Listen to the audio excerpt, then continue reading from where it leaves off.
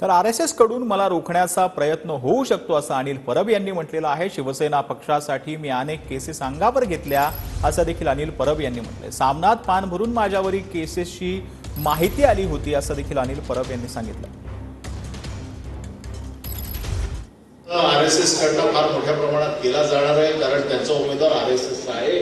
त्यांचे लोक घराघरात फिरतायत। आपण जर बेफिकीर राहिलो, आपण जर अशा पद्धतीने राहिलो की ठीक आहे आपलं काय होऊन नाही आणि कोणी काही करू शकणार नाही, तर आपण कदाचित धोका पत्करू शकतो।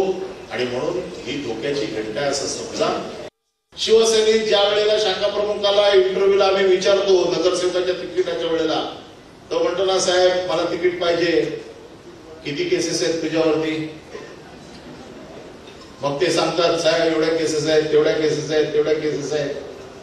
मी तुम्हाला अभिमानाने सांगू शकतो की माझ्यावरती काल सामनामध्ये पूर्ण पान भरून केसेस लिहिलेले आहेत। हे माझं क्वालिफिकेशन